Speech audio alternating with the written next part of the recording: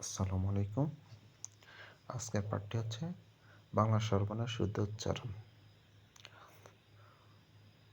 বাংলা সর্বনাম আমরা বাংলা ভাষায় কথা বললেও আমরা শুদ্ধ উচ্চারণে সর্বনামগুলো পড়তে পারি না। একটা হচ্ছে সর্বর্ণের নাম আর একটা হচ্ছে সর্বর্ণের উচ্চারণ। এখন আমি সর্বর্ণের নামগুলো পড়ব। স্বর অ, স্বর আ,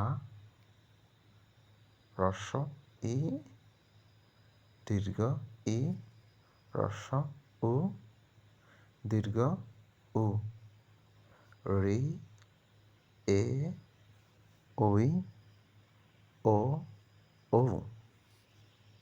এখানে স্বরে অ বললে ভুল হবে, স্বরের সাথে এ যোগ করলে ভুল হবে, কারণ কি স্বর এ সপ্তমী বিভক্তি যোগ করলে এটা হয় স্বরের মধ্যে অ।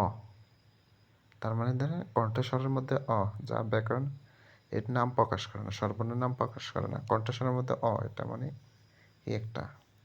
আর একটা হচ্ছে হ্রস্ব ই, হয় নিচে র ফালা, হয়ের নিচে র ফালা থাকলে হয়ের উচ্চারণ না, এটা হর্ষ ই হবে না, এটা হ্রস্ব ই।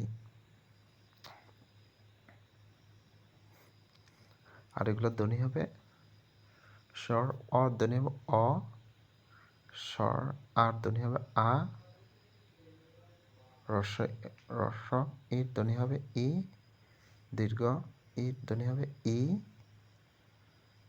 হ্রস্ব উ ধ্বনি হবে উ, দীর্ঘ উ ধ্বনি হবে উ, ঋ ধ্বনি হবে রি, রসের রি, এ ধ্বনি হবে এ, মাঝে মাঝে এ হবে, যেমন একা। ওই ধ্বনি ও, এটা একটা যৌগিক স্বরধ্বনি। ও এবং রস্বই ই মিলে ওই হয়েছে।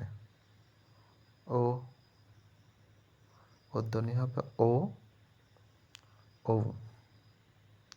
ধন্যবাদ সবাই।